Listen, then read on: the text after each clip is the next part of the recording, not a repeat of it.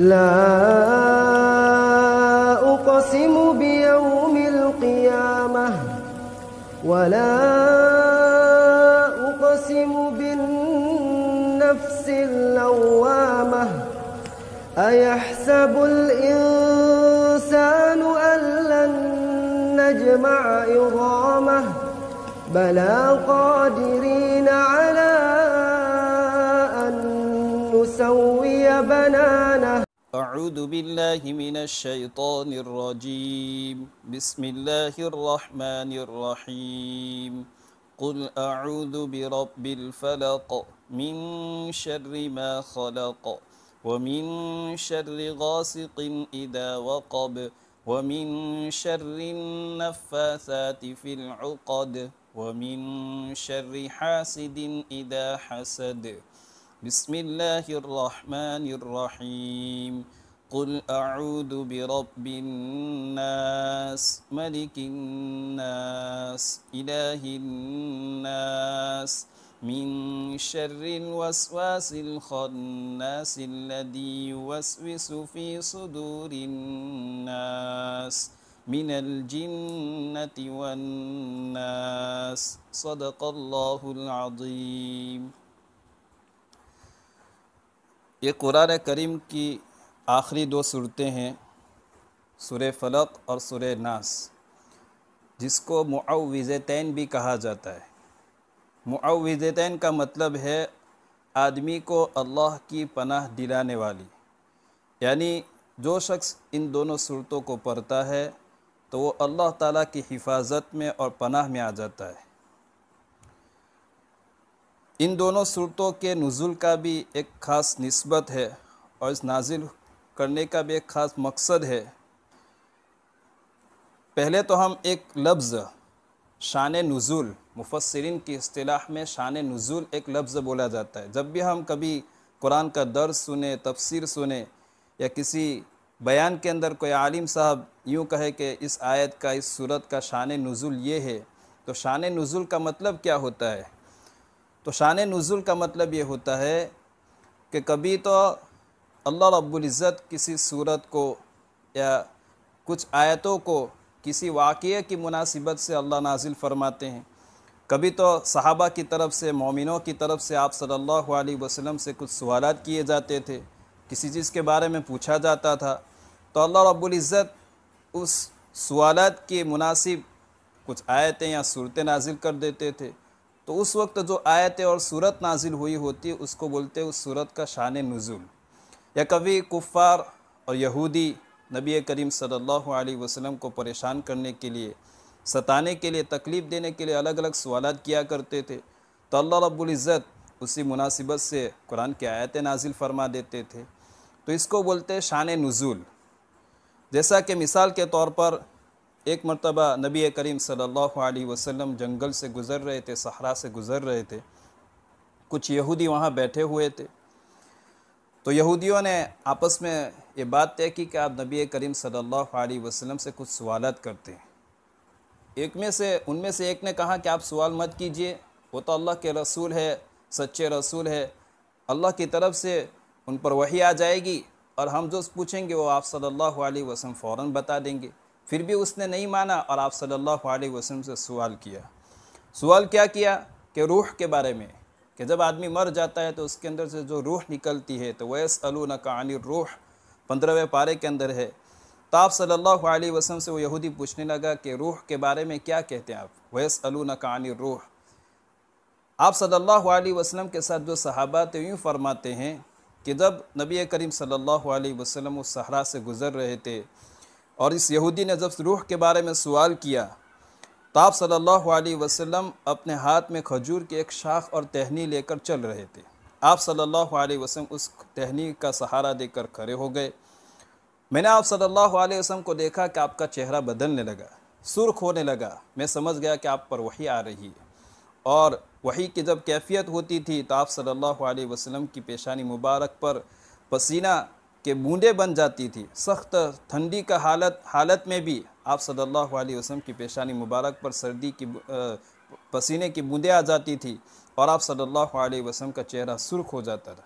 थोड़ी देर ये कैफियत रही, उसके बाद ये कैफियत ख़त्म हो गई तो नबी करीम सल्लल्लाहु अलैहि वसल्लम ने फरमाया वयसअलूनका अनिर रूह कुलिर रूहु मिन अम्रि रब्बी वमा ऊतीतुम मिनल इल्मि इल्ला क़लीला। तो अल्लाह रब्बुल इज़्ज़त ने उनके सवाल, यहूदियों के सवाल के जवाब में कुलिर रूह मिन अम्रि रब्बी ये आयत नाजिल फरमाई। तो इसको बोलते हैं मुफस्सिरीन की इस्तिलाह में शान नुज़ूल। इसी तरह सहाबा की कभी सवालत किया करते थे, जैसे कि हज़रत मुआज़ इब्न जबल रदियल्लाहु अन्हु के बारे में आता है कि जब तक ज़कात का हुक्म नाजिल नहीं हुआ था तो वो आप सल्लल्लाहु अलैहि वसल्लम से सवाल किया कि वयसअलूनका मादा युनफ़िक़ून, कि अल्लाह के रसूल हमारे कुछ रिश्तेदार है, गरीब है, यतीम लोग हैं, हम उन पर क्या खर्च करें, अल्लाह के रास्ते में क्या खर्च करें।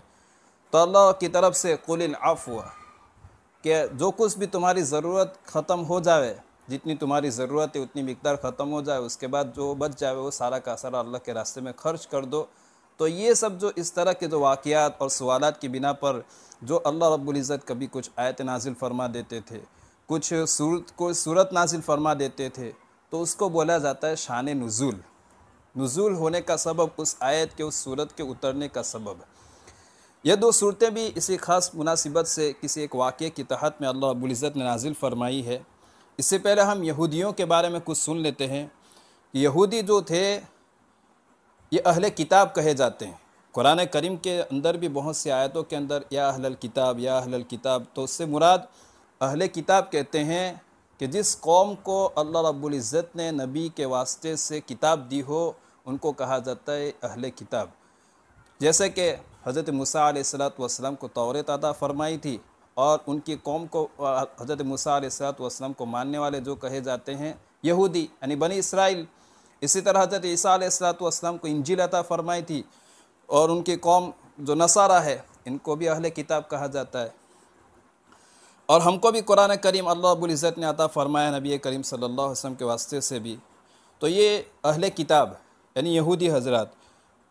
इससे पहले सूरह फातिहा के अंदर हमने आखिरी आयत के अंदर गैरिल मग़दूबि अलैहिम वलद्दालीन के जो लोग, उन लोगों का रास्ता जिन पर आपका गज़ब नाजिल हुआ और जिन वो गुमराह हो गए, ऐसे लोगों के रास्ते से हम पनाह चाहते हैं। यानी उसमें बताया गया था कि उन लोगों के रास्ते पर हमको नहीं चलना, न चलाना। तो उससे मुराद यहूद और नसारा थे। तो यहूद अहले किताब कहे जाते हैं और ये लोग आप सल्लल्लाहु अलैहि वसल्लम को और मुसलमानों को सताने के अंदर आगे आगे रहते थे। इससे पहले हमारे सामने वहाँ बात आई थी कि हज़रत इब्राहीम अलैहिस्सलातु वस्सलाम के दो बेटे थे, एक हज़रत इस्माईल अलैहिस्सलातु वस्सलाम और दूसरे हज़रत इसहाक़ अलैहिस्सलाम। हज़रत इसहाक़ अलैहिस्सलातु वस्सलाम के एक बेटे थे हज़रत याक़ूब और इनको बनी इसराइल, उनका दूसरा नाम था इसराइल भी था। इनसे जो 12 बेटे पैदा हुए और उनसे जो नस्ल चली उनको कहा जाता है यहूदी यानी बनी इसराइल। यानी हज़रत याक़ूब अलैहिस्सलातु वस्सलाम से लेकर हज़रत ईसा अलैहिस्सलातु वस्सलाम तक जितने भी नबी आए इन सब को कहा जाता है बनी इसराइल। अब ये यहूदी जो कहते थे और इनके गुमान में ये बातें थी कि आखिरी नबी करीम सल्लल्लाहु अलैहि वसल्लम भी जिस तरह अगले अंबिया जितने हमारी ख़ानदान में आए, बनी इसराइल के अंदर आए, आखिरी नबी भी हमारे अंदर आएंगे। अल्लाह रब्बुल इज़्ज़त ने पहली किताबों के अंदर नबी करीम सल्लल्लाहु अलैहि वसल्लम की बशारतें बताई, पेशिन गोइयाँ बताई, अलामतें बताई, निशानियाँ बताई, किस तरह आखिरी नबी आने वाले हैं, ख़ातमुन नबिय्यीन होंगे, उनके बाद कोई नबी आने वाला नहीं होगा, उनकी अलामतें निशानियाँ हैं। लेकिन ये बात नहीं बताई थी अल्लाह रब्बुल इज़्ज़त ने कि वो किस ख़ानदान में से होंगे। जब नबी करीम सल्लल्लाहु अलैहि वसल्लम की पैदाइश बनी इस्माइल यानी इस्माइल अलैहिस्सलातु वस्सलाम के ख़ानदान में से हुई तो यहूदी लोग मुकर गए, फिर गए। इनको इस बात पर हसद हुआ कि सब अंबिया हमारे ख़ानदान में आए, बनी इसराइल में आए, और आखिरी नबी बनी इस्माइल में नहीं आए, बनी इसराइल में नहीं आए, बनी इस्माइल में आए, इस्माइल अलैहिस्सलातु वस्सलाम के ख़ानदान में आए। तो इसी हसद की बिना पर वो नबी करीम सल्लल्लाहु अलैहि वसल्लम पर ईमान नहीं लाए और इनको तरह तरह से सताने लगे, तकलीफ़ें देने लगे और इतनी तकलीफ़ें देने लगे कि इनका मिजाज ही ऐसा बन गया था कि आप सल्लल्लाहु अलैहि वसल्लम को परेशान करना। मक्का मुकर्रमा के अंदर जितने भी लोग थे सब अरब ही थे, यहूदी वहाँ नहीं थे। नबी करीम सल्लल्लाहु अलैहि वसल्लम जब हिजरत फरमाकर मदीना मुनव्वरा तशरीफ़ ले गए तो मदीना मुनव्वरा में 2 कौमें आबाद थी। एक तो ये अरब जिनका मज़हब था बुत परस्ती, बुतों की इबादत करना, बंदगी, बुतों को पूजना, और दो बड़े कबीले थे उस वक्त अरब के, औस और खजरज। ये दोनों कबीले नबी करीम सल्लल्लाहु अलैहि वसल्लम पर बाद में ईमान ले आए थे। और दूसरी कौम थी, ये यहूदी कौम थी। ये लोग तो नबी करीम सल्लल्लाहु अलैहि वसल्लम पहले उनकी दिलजोई के लिए बहुत से अहकामात जो अल्लाह की तरफ से आप वसल्लम पर नाजिल नहीं हुए थे, तो उनके अहकाम, उनके जो तौरेत के अंदर जो बातें थी, यहूदी जो लोग, उनके जो अहकामात थे उनका फॉलो आप वसल्लम उनके मुताबिक फ़ैसले करते थे, यानी उनकी दिलजोई करते थे, उनके अहकाम की मुआफ़क़त करते थे। फिर भी ये लोग परेशान करते थे। और आपस में जब औस और खजरज दो बड़े कबीले अरब के आप वसल्लम पर ईमान ले आए, और तो नबी करीम सल्लल्लाहु अलैहि वसल्लम ने इन यहूदियों से सुलह कर ली थी, अमन व अमान की सुलह की थी कि भाई हम आपस में नहीं झगड़ेंगे, और हमारा कोई दुश्मन अगर हम में से किसी के साथ झगड़ा करने आता है, लड़ाई करने आता है, तो हम उसका साथ भी नहीं देंगे। इस तरह उनके साथ सुलह भी हुई थी, एग्रीमेंट भी हुआ था। लेकिन ये लोगों ने सिर्फ जो सुलह की थी और ये एग्रीमेंट जो किया था वो ऊपर से किया था, अंदर से तो उनके दिलों के अंदर दुश्मनियाँ भरी हुई थी, और ये मौके की तलाश में रहते थे कि किसी न किसी तरीके से नबी करीम सल्लल्लाहु अलैहि वसल्लम को परेशान किया जाए, तकलीफ़ पहुंचाई जाए। क्यों? इसलिए कि ये लोग जानते थे, इनको पता था तौरेत के अंदर पूरी बशारतें कि नबी करीम सल्लल्लाहु अलैहि वसल्लम आखिरी नबी इस तरह होंगे, ये होंगे, एक ख़ानदान में से पैदा होंगे। लेकिन इनके ख़ानदान में पैदा नहीं हुए, इसी हसद की बिना पर ये आप वसल्लम पर ईमान नहीं लाए, आप सल्लल्लाहु अलैहि वसल्लम को मानते नहीं थे और तकलीफ़ें पहुंचाते थे। तो एक तकलीफ़ इन्होंने ये दी कि आप सल्लल्लाहु अलैहि वसल्लम पर जादू करा दिया।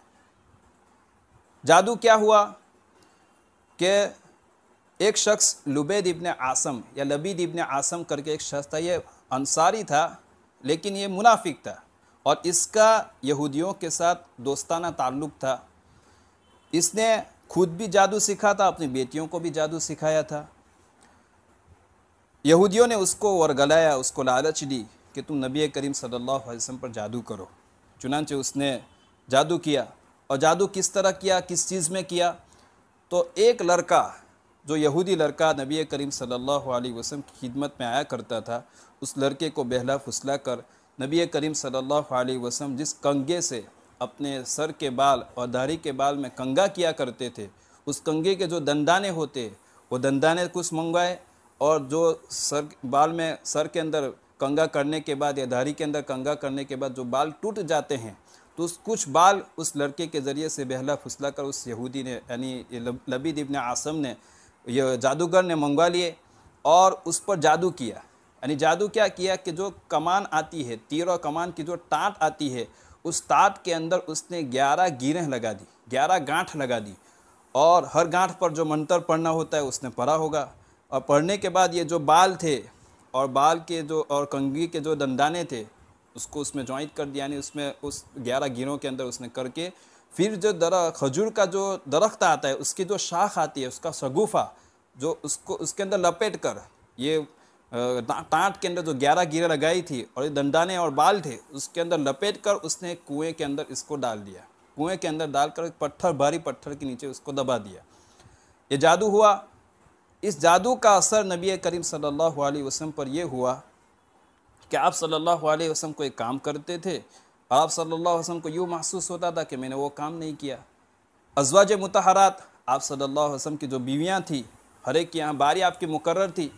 जिसके यहाँ बारी होती आप सल्लल्लाहु अलैहि वसल्लम को यूँ महसूस होता कि मेरी बारी वहाँ हो चुकी है, दूसरे के यहाँ जाना है, हालांकि वहाँ गए हुए नहीं थे।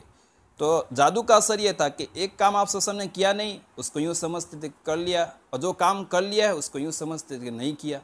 यानी जादू का असर उनकी फैमिली ज़िंदगी पर था, घरेलू ज़िंदगी पर था, अपनी ज़ात पर था। एक बात यहाँ ये याद रख ले कि कितने से बड़ा जादूगर भी क्यों ना हो, वो किसी नबी की जो मनसब नबूवत है, फ़राइज़ नबूवत है, नबूवत का जो अहदा है, अल्लाह की तरफ से जो अहकामात आपको दिए जाते हैं, नबी को दिए जाते हैं, उस नबूवत के मनसब और उस ज़िम्मेदारी में उसको जादू का कोई असर नहीं हो सकता। जादूगर कितना भी बड़ा हो, नबी की नबूवत के ऊपर और जो अहकामात और जो अहदा है, जो ज़िम्मेदारी है, उस ज़िम्मेदारी पर उसका असर नहीं हो सकता। उसका असर जो होगा वो आपकी फ़ैमिली ज़िंदगी पर होगा या दूसरे आपकी शख्सियत, आपकी ज़ात पर होगा, लेकिन नबूवत की ज़िम्मेदारी और अहदे मनसब के अंदर उस जादू कोई करे से बड़ा जादूगर असर नहीं कर सकता। तो ये जादू का असर आप सल्लल्लाहु अलैहि वसल्लम के ऊपर 6 महीने तक रहा।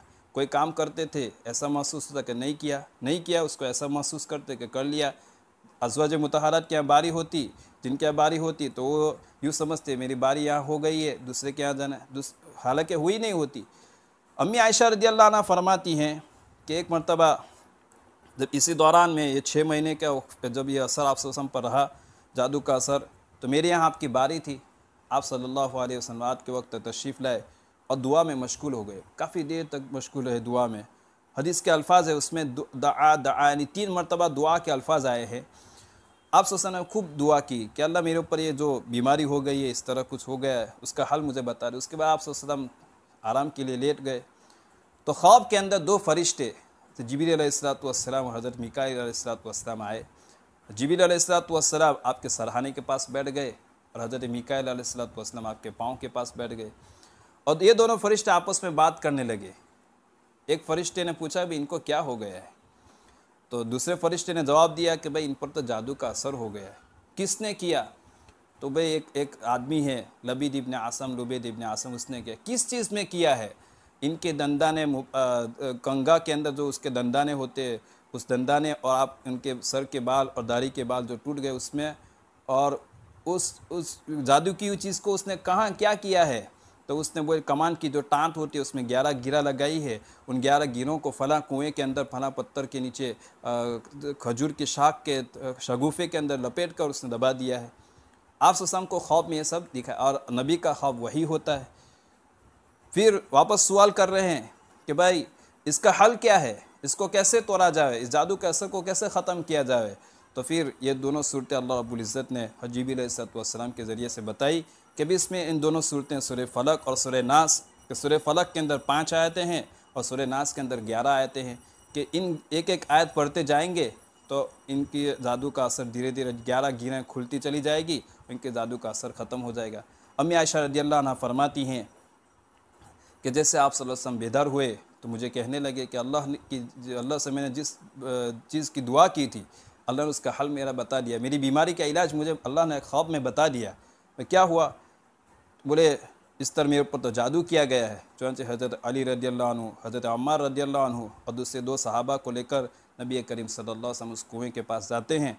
उस कुएँ के अंदर से ये सारी चीज़ें निकाल कर आप सल्लल्लाहु अलैहि वसल्लम ये सूरतें 2 सूरतें हैं उसकी 11 आयतें हैं, एक आयत पढ़ते जाते हैं और वो गिरा खुलती चली जाती है। एक आयत पढ़ते दूसरी आयत पढ़ी, इस तरह 11 गिरें खुल गई और आप सल्लल्लाहु अलैहि वसल्लम ने जो बाल मुबारक थे और जो दंदाने थे, कंघी के दंदाने, उनको एक जगह दफन कर दिया गया। इस तरह इन दोनों सूरतों की बरकत से, इन दोनों सूरतों के पढ़ने के बिना पर नबी करीम सल्लल्लाहु अलैहि वसल्लम के ऊपर से जादू का असर ख़त्म हो गया।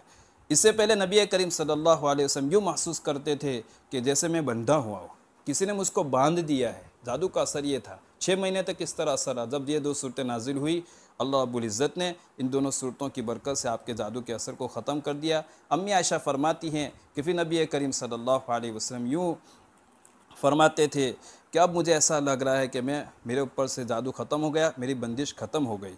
तो अल्लाह रब्बुल इज़्ज़त ने इसी मुनासिबत से ये दोनों सूरतें नाजिल फरमाई है कि कुल अऊदु बिरब्बिल फलक, कि इन दोनों सूरतों के अंदर अल्लाह रब्बुल इज़्ज़त ने पनाह रखी है। अब जादू का हुक्म क्या है? कि जादू सबसे पहले तो हराम है, उसका सीखना भी हराम है। क्यों? इसलिए कि जादू सीखने के लिए उसमें कुछ मंत्र और कुछ ऐसी चीज़ें पढ़ी जाती है जो शिरकिया अल्फाज होते हैं, यानी इसमें शैतान को खुश किया जाता है कि कुछ ऐसे अल्फाज पढ़े जाते हैं और जो अल्फाज पढ़े जाते हैं वो शिरक की तरफ होते हैं, शिरकिया अल्फाज होते हैं कि आदमी अपने ईमान से हाथ धो बैठता है, आदमी ईमान से निकल जाता है। और कभी कभी तो छोटे छोटे बच्चों को अगवा करके फलां की बलि चढ़ाई जाती है, और कभी तो कुरान करीम को पाँव के अंदर नीचे रखकर उसमें नापाक जगह पर चला जाता है, उसके बाद जादू सीखा जाता है। तो उलमा लिखते हैं, मुफ्तियान किराम लिखते हैं, इस तरह जादू सीखना हराम है। अगर इस तरह के अल्फाज नबी बोले जाते हों कि उसमें शिरकिया अल्फाज नहीं भी आते, फिर भी इसका जादू का सीखना हराम लिखा है। तो इन दोनों सूरतें, इनको मुआविज़तैन कहा जाता है कि अल्लाह रब्बुल इज़्ज़त इन दोनों सूरतों की पढ़ने के बिना पर जो आदमी उसको यकीन के साथ पढ़ेगा तो अल्लाह रब्बुल इज़्ज़त की पनाह में आ जाता है, और हर तरह के शुरूर से, हर तरह की इस तरह जादू से और बुराइयों से अल्लाह उसकी हिफाजत फरमाते हैं। यही चीज़ें इस सूरतों के, और यही वाक़या अल्लाह रब्बुल इज़्ज़त ने इन सूरतों के नाजिल होने का सबब और शान नुज़ुल बताया है। उसका तर्जमा हम सुन लेते हैं कि बिस्मिल्लाहिर्रहमानिर्रहीम, शुरू करता हूँ अल्लाह के नाम से जो सब पर मेहरबान निहायत रहम करने वाला है। कुल अऊदु बिरब्बिल फलक, आप कह दीजिए कि मैं सुबह के रब की पनाह में आता हूँ उन चीज़ों के शर से और उन चीज़ों की बुराई से जिसको उसने पैदा किया। तमाम मखलूक़ात की बुराई के शर से मैं सुबह के मालिक की पनाह में आता हूँ।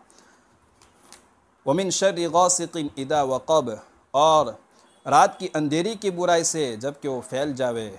वमिन शर्रि नफ़्फ़ासाति फ़िल उक़द, और गिरोहों में फूंक मारने वालियों की बुराई से मैं अल्लाह की पनाह में आता हूँ।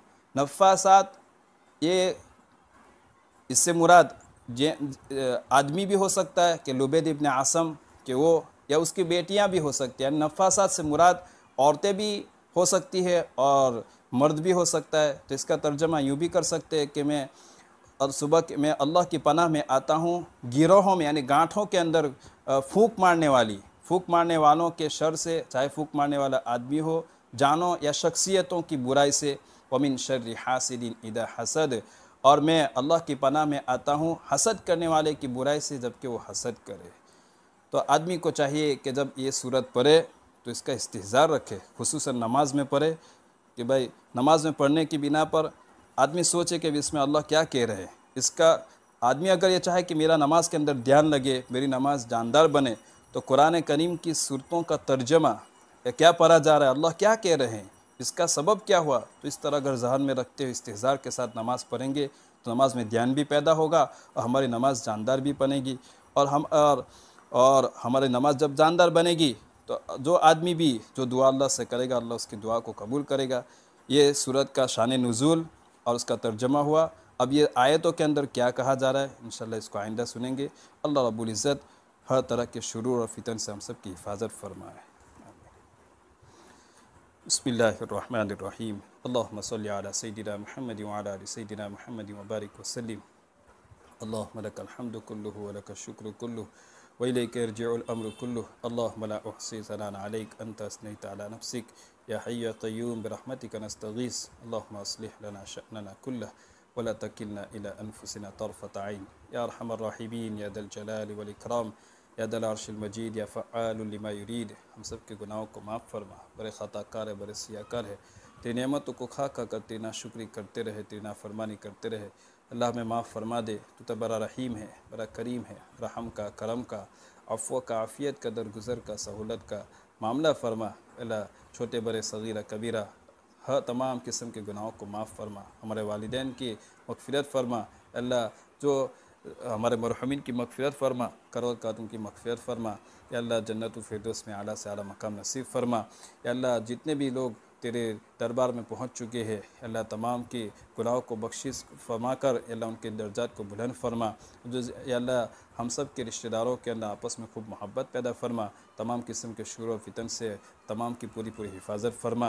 या अल्लाह नबी करीम सल्लल्लाहु अलैहि वसल्लम की एक एक सुन्नतों पर आफ़ियत के साथ अमल करने की तौफ़ीक नसीब फरमा। या अल्लाह ईमान वाले जहाँ कहीं भी है उनके ईमान की, जान की, माल की, इज़्ज़त आबरू की खूब हिफाजत फरमा। अल्लाह हमारी बस्ती के अंदर 100% दीन का माहौल पैदा फरमा। अल्लाह नौजवानों की नौजवानी को कदर करने की तौफ़ीक नसीब फरमा। अल्लाह फितनों से, अल्लाह तमाम बुराइयों से हमारे नौजवानों की पूरी पूरी हिफाजत फरमा। हमारे मस्तूरात को, हमारी माँ बहनों को अल्लाह पर्दे का अहतमाम नसीब फरमा, दीनदारी आम फरमा। अल्लाह बिदात को, बुराइयों को हमारे बस्ती से, हमारे मोहल्ले से ख़त्म फरमा। आपस में भाईचारगी पैदा फरमा। ना इत्तिफ़ाक़ियों से हम सब के पूरी पूरी हिफाजत फरमा। या अल्लाह बे औलादों को औलाद नसीब फरमा। या अल्लाह जिनके औलाद नाफरमान हैं उनको अपना और वालिदैन का मुत्ती और फरमा बरदार बना। अल्लाह मक़रूज़ों की कर्ज़ों की अदायगी के अपने ख़ज़ाना गैब से इंतज़ाम फरमा। अल्लाह जिनके औलाद शादी की उम्र को पहुँच चुकी है उनके लिए नेक साले जोड़े का इंतज़ाम फरमा। जिनके रिश्ते तय हो चुके हैं, माली असबाब न होने की बिना पर रुके हुए, तेरे ख़ज़ाने तो बड़े वसी है, अपने ख़ज़ाने से उनके रिश्तों की तकमील का इंतज़ाम फरमा। या अल्लाह नबी करीम सल्लल्लाहु अलैहि वसल्लम की सुन्नतों पर आफ़ियत के साथ अमल करने की तौफ़ीक नसीब फरमा। अल्लाह शाबान का महीना शुरू हो गया है, रमज़ान का महीना अब करीब आ रहा है। अल्लाह आफ़ियत के साथ अल्लाहुम्मा बारिक लना फ़ी रजब व शाबान व बल्लिगना रमज़ान। नबी करीम सल्लल्लाहु अलैहि वसल्लम 2 महीने से पहले रमज़ान की बरकत की रमज़ान तक आफ़ियत के साथ पहुँचने की दुआ किया करते थे। हम भी आपसे दुआ करते हैं अल्लाह आफ़ियत के साथ हमको रमज़ान तक पहुँचाकर रमज़ान की बरकतों से ज़्यादा फ़ायदा उठाने की, ज़्यादा से ज़्यादा नेक अमाल करने की तौफ़ीक अता फ़रमा। रोज़ों का अहतमाम नसीब फ़रमा, तरावियों का अहतमाम नसीब फ़रमा। अल्लाह खूब तेरी इबादत करने की तौफ़ीक नसीब फ़रमा। अल्लाह नबी करीम सल्लल्लाहु अलैहि वसल्लम ने जितनी खैर और भलाई तुझसे मांगी हमको आता फ़रमा, और जिन शुरू फितन से पना चाहिए पना नसीब फ़रमा। व सल्लल्लाहु तआला अला खैरि खल्क़ि सय्यिदिना मुहम्मद व अला आलिहि व अस्हाबिहि अजमईन बिरहमतिका या अरहमर राहिमीन।